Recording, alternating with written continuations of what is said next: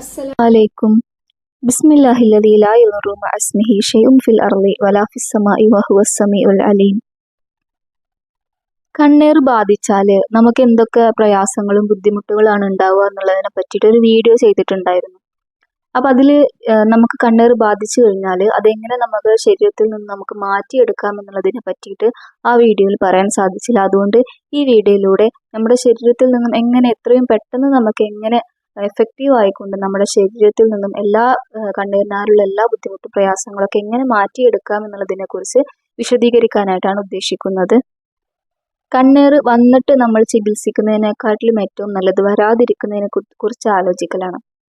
നമ്മൾ എന്തൊരു കാര്യം നമ്മുടെ കാര്യം തന്നെ നമുക്ക് ഉയർന്ന എന്തെങ്കിലും ശമ്പളം ലഭിക്കുക, നല്ല ജോലി, നല്ല പദവി, മക്കളുടെ കാര്യങ്ങൾ, അങ്ങനെ എന്തെങ്കിലുമൊക്കെ നമുക്ക് നല്ലൊരു കാര്യങ്ങൾ ഉണ്ടെങ്കിൽ നമ്മൾ മറ്റുള്ളവരോട് പറയുമ്പോഴൊക്കെ നമ്മൾ മാഷാ അള്ളാഹ് എന്ന് പറഞ്ഞിട്ട് വേണം പറയാൻ. അല്ലെങ്കിൽ മാഷാ അള്ളാഹ് ലാ ഹൗല വലാ ഖുവത ഇല്ലാ ബില്ലാഹിൽ അലിയ്യിൽ അളീം എന്നെങ്കിലും നമ്മൾ പറയണം. അല്ലെങ്കിൽ നമ്മളെ പറ്റിയിട്ട് മറ്റൊരാൾ പുകഴ്ത്തി പറയുകയോ അല്ലെങ്കിൽ അത്തരത്തിൽ എന്തെങ്കിലുമൊക്കെ ഒരു വർത്താനം നമുക്ക് മനസ്സിലാക്കാൻ കഴിയുന്ന വർത്താനങ്ങൾ നമ്മൾ കേട്ട് കഴിഞ്ഞാൽ നമ്മളപ്പോൾ മാഷാ അള്ളാഹ് എന്ന് നമ്മൾ പറയണം. അങ്ങനെയൊക്കെ നമ്മൾ ശ്രദ്ധിക്കേണ്ട കാര്യങ്ങളാണ്. പ്രത്യേകിച്ച് പൊന്നു മക്കളുടെ കാര്യങ്ങളൊക്കെ നമ്മൾ നമ്മുടെ മക്കളെയൊക്കെ പറ്റിയിട്ട് അവരുടെ പഠനത്തെ പറ്റിയിട്ട് അല്ലെങ്കിൽ ചെറിയ മക്കളാണെങ്കിൽ അവരുടെ കുസൃതികൾ അങ്ങനെ ഓരോ കാര്യങ്ങളൊക്കെ മറ്റുള്ളവരോടൊക്കെ നമ്മൾ പറയുമ്പോഴൊക്കെ നമ്മളും മാഷാ അള്ളാഹ് ലാ ഹൗല വലാ ഖുവത ഇല്ലാ ബില്ലാഹ് എന്നെങ്കിലും പറയണം. അതുപോലെ തന്നെ മറ്റുള്ളവരൊക്കെ പറയുന്നത് കേട്ടാലും നമ്മൾ അങ്ങനെ പറയാനായിട്ട് ശ്രദ്ധിക്കണം. പിന്നെ കഴിവതും നമ്മുടെയൊക്കെ രഹസ്യമായിട്ടുള്ള നമ്മുടെ ജീവിതം, നമ്മുടെ ദാമ്പത്യ ജീവിതം, നമ്മുടെ സുഖങ്ങൾ, സന്തോഷങ്ങളൊക്കെ അങ്ങനെ കൂടുതലാക്കിക്കൊണ്ട് നമ്മൾ മറ്റുള്ളവരിലേക്ക് അങ്ങനെ അനാവശ്യമായിക്കൊണ്ട് പറയാതിരിക്കുക. പറയേണ്ട ആവശ്യഘട്ടങ്ങളിൽ നമുക്ക് പറയാം. പൊതുവേ നമ്മുടെ ജീവിതമൊക്കെ നമ്മൾ പ്രൈവറ്റ് ആക്കി വെക്കുക, സ്വകാര്യമാക്കി വെക്കുന്നതാണ് ഏറ്റവും നല്ലത്. കണ്ണേറ് സത്യമായിട്ടുള്ള ഒരു കാര്യമാണ്. അതിലാരും സംശയിക്കേണ്ട ഒരു ആവശ്യമില്ല. മുത്ത് റസൂൽ സല്ലല്ലാഹു അലൈഹി വസല്ലമ തങ്ങൾക്ക് വരെ കണ്ണേറ് ബാധിച്ചിട്ടുണ്ട്. അപ്പൊ പിന്നെ നമ്മുടെ കാര്യങ്ങളൊന്നും പറയാനില്ല. കണ്ണേറ് ബാധിക്കാനായിട്ട് നമുക്ക് ഒരുപാട് സ്വത്ത് ഉണ്ടാവണം അല്ലെങ്കിൽ ഒരുപാട് പദവി ഉണ്ടാകണം, അങ്ങനെയൊന്നും ആവശ്യമില്ല. ചെറിയ ചെറിയ കാര്യങ്ങൾക്ക് വരെ കണ്ണേറ് ബാധിക്കാം. കണ്ണേറ് എന്ന് വലിയൊരു വിപത്താണ്. കണ്ണേറ് നമുക്ക് വിശ്വസിക്കാവുന്ന ഒരു കാര്യം മാത്രമാണ്, സത്യമായിട്ടുള്ള ഒരു കാര്യമാണ് കണ്ണേറ് എന്നുള്ളത്. കണ്ണേറ് ഒട്ടകത്തെ ചട്ടിയിലേക്കും മനുഷ്യനെ ഖബറിലേക്കും എത്തിക്കുന്ന ഒരു വലിയ വിപത്താണ്. അപ്പൊ അതിൽ നിന്ന് എങ്ങനെ നമുക്ക് മറികടക്കാം എന്ന ഒരുപാട് വഴികളുണ്ട്. അതിൽപ്പെട്ട ഒരു വഴിയാണ് ഞാനിവിടെ നിങ്ങൾക്കായിട്ട് വിശദീകരിക്കാനായിട്ട് പോകുന്നത്. നമുക്ക് ഈ ഒരു കാര്യം സ്വന്തമായിട്ടും ചെയ്യാവുന്നതാണ്, അതുപോലെ തന്നെ മറ്റൊരാൾക്കും നമുക്കിത് ചെയ്തു കൊടുക്കാവുന്നതാണ്. ആദ്യം തന്നെ നമ്മൾ ഒരു ഗ്ലാസ് വെള്ളം എടുക്കുക, ഒരു പാത്രത്തിലോ അല്ലെങ്കിൽ ഒരു ഗ്ലാസ്സിലോ ഒരു ചെറിയൊരു അളവിലൊക്കെ നമുക്ക് അത്യാവശ്യത്തിന് കുടിക്കാനും മുഖം കഴുകാൻ, കൈകാലുകളൊക്കെ കഴുകാൻ, വെറുതെ തടവാൻ, അത്തരത്തിലൊക്കെ നമുക്ക് ആവശ്യം വരുന്ന ഒരു ഗ്ലാസ്, വലിയൊരു ഗ്ലാസ് വെള്ളം, അത്തരത്തിലൊക്കെ പാകപ്പെടുന്ന ഒരു ഗ്ലാസ് വെള്ളം എടുക്കുക. എന്നിട്ട് വുളു എടുക്കണം. എന്നിട്ട് നമ്മൾ ആദ്യം ഓതേണ്ടത് സൂറത്തുൽ ഫാത്തിഹ ആണ്. ഫാത്തിഹ സൂറത്ത് ബിസ്മിയോട് കൂടെ നമ്മൾ 7 തവണ ഓതുക. 7 തവണ ഓതിയതിനു ശേഷം ഇഷ്ഫി ഇഷ്ഫി ഇഷ്ഫി എന്ന് പറഞ്ഞിട്ട് ആ വെള്ളത്തിലേക്ക് നമ്മൾ മന്ത്രിക്കുക. അതിനുശേഷം സൂറത്തുൽ ഇഖ്ലാസ്, ഖുൽ ഹുവല്ലാഹു അഹദ് എന്ന് തുടങ്ങുന്ന സൂറത്ത് നമ്മൾ 3 തവണ ബിസ്മിയോട് കൂടെ ഓതിയിട്ട് നമ്മൾ ഇഷ്ഫി എന്ന് പറഞ്ഞുകൊണ്ടിട്ട് നേരത്തെ ചെയ്തതുപോലെ ഈ വെള്ളത്തിലേക്ക് മന്ത്രിക്കുക. അതിനുശേഷം 2 സൂറത്തുകൾ, അതായത് മുഅവ്വിദത്തൈനി എന്ന് പറയപ്പെടുന്ന സൂറത്തുൽ നാസും സൂറത്തുൽ ഫലക്കും, ഈ 2 സൂറത്തും നമ്മൾ ഓരോ തവണ ഓതുക. ബിസ്മിയോട് കൂടെ ഓരോ തവണ ഓതിയതിനു ശേഷം പിന്നെയും നമ്മൾ ഇഷ്ഫി എന്ന് പറഞ്ഞുകൊണ്ടിട്ട് വെള്ളത്തിലേക്ക് മന്ത്രിക്കുക. പിന്നീട് നമ്മൾ ഓതേണ്ടത് ആയത്തുൽ കുർസിയാണ്. ഓതേണ്ട കാര്യങ്ങളൊക്കെ ഞാനിവിടെ സ്ക്രീനിൽ കാണിക്കുന്നുണ്ട്. ആയത്തുൽ കുർസിയും അതേപോലെ തന്നെ നമ്മൾ 7 തവണയാണ്.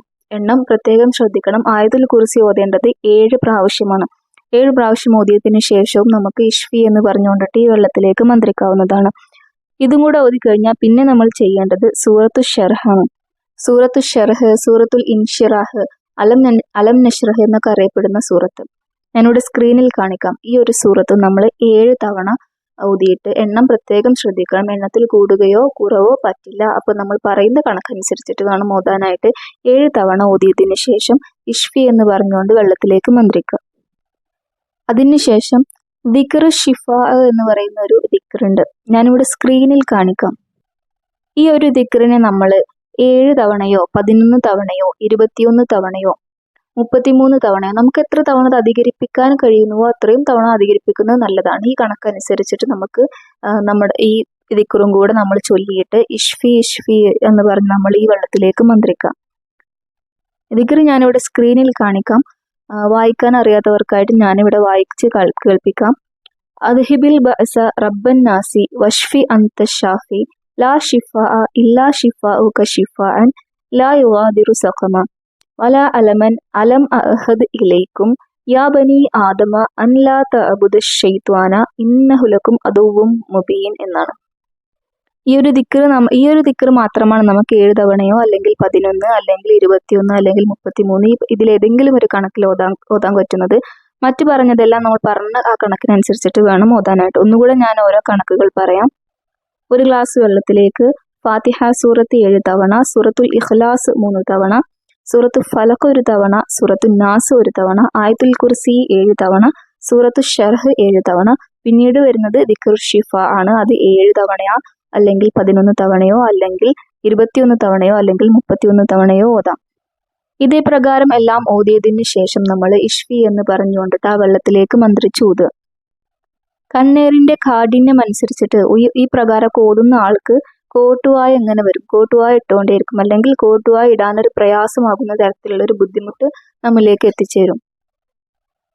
എന്നിട്ട് നമ്മൾ ചെയ്യേണ്ടത് ഈ വെള്ളം നമ്മൾ അല്പം കുടിക്കുക. നമുക്കാണ് ഓതുന്നതെങ്കിൽ നമ്മൾ കുടിക്കുക, മറ്റുള്ളവർക്കാണെങ്കിൽ അത് ബിസ്മിയോട് കൂടെ നമ്മൾ ഓതാനായിട്ട് കൊടുക്കുക. അത് അവർ ബിസ്മിയോട് കൂടെ നമ്മൾ ഈ ഒരു വെള്ളം നമ്മൾ കുടിക്കുകയും അതോടൊപ്പം തന്നെ നമ്മുടെ മുഖമൊക്കെ ഈ വെള്ളം കൊണ്ട് കഴുകുക. നമ്മുടെ കൈകാലുകളൊക്കെ നമ്മൾ വെറുതെ ഈ വെള്ളം ഒന്ന് വെള്ളം കൊണ്ട് അങ്ങനെ നമ്മൾ ചെയ്യുക. നമ്മുടെ വീട്ടിലുള്ള നമ്മുടെ മക്കൾക്കും അങ്ങനെ എല്ലാവർക്കും നമുക്ക് ഈ ഒരു കാര്യം ചെയ്തു കൊടുക്കാവുന്നതാണ്. നമുക്ക് എത്രത്തോളം കണ്ണീർ ബാധിച്ചിട്ടുണ്ട് എന്നുള്ളത് നമ്മൾ ഈ ഒരു കാര്യങ്ങളൊക്കെ ഓതുമ്പോൾ നമുക്ക് ഉണ്ടാവുന്ന പ്രയാസങ്ങളിൽ നമുക്കിത് മനസ്സിലാക്കാൻ സാധിക്കും. അതുപോലെ തന്നെ നമ്മുടെ ജീവിതത്തിലൊക്കെ നമുക്ക് നിത്യേന ഇതിൽ പറയുന്ന പ്രകാരമുള്ള സൂറത്തുകളൊക്കെ നമുക്ക് ആയത്തുൽ കുർസിയൊക്കെ അധികരിപ്പിച്ചുകൊണ്ട് നമുക്ക് ഡെയിലി നമുക്ക് ചൊല്ലിയാലൊക്കെ നമ്മൾക്ക് ഒരു വിധത്തിലൊക്കെ ഉള്ള കണ്ണീറൊക്കെ നമ്മിൽ നിന്ന് തട്ടാതെ അകന്നു പോകുന്നതാണ്. അപ്പൊ നമ്മളും കുറെ കാര്യങ്ങളൊക്കെ ശ്രദ്ധിക്കേണ്ടതായിട്ടുണ്ട്. അതുപോലെ തന്നെ നമ്മുടെ പേഴ്സണൽ കാര്യങ്ങളൊക്കെ കുറേയൊക്കെ നമ്മൾ പ്രൈവറ്റ് ആക്കി വെക്കുക. ആവശ്യമില്ലാണ്ട് കുറേ കാര്യങ്ങളൊക്കെ കൂട്ടിച്ചേർത്തുകൊണ്ടിട്ട് മറ്റുള്ളവരോടൊക്കെ പറയാതിരിക്കാനായിട്ട് പ്രത്യേകം ശ്രദ്ധിക്കുക. ഇനി അഥവാ നമുക്ക് പറയേണ്ടി വരുന്ന അവസ്ഥയാണെന്നുണ്ടെങ്കിൽ മാഷാ അല്ലാഹ് എന്നെങ്കിലും നമ്മൾ പറയാനായിട്ട് പ്രത്യേകം ശ്രദ്ധിക്കണം. നമുക്കൊക്കെ വന്നുപെട്ടിട്ടുള്ള എല്ലാ കണ്ണീരിനെ തൊട്ടും കണ്ണീരിനാലുള്ള എല്ലാ പ്രയാസങ്ങളെ തൊട്ടും എല്ലാ ബുദ്ധിമുട്ടുകളെ തൊട്ടൊക്കെ പടച്ച റബ്ബ് നമുക്ക് അതിൽ നിന്നൊക്കെ ശിഫ നൽകി നമുക്കൊരു റാഹത്താക്കി തരട്ടെ. എല്ലാ കണ്ണീറും നമ്മിൽ നിന്നൊക്കെ പടച്ച റബ്ബ് എടുത്തു കളയട്ടെ.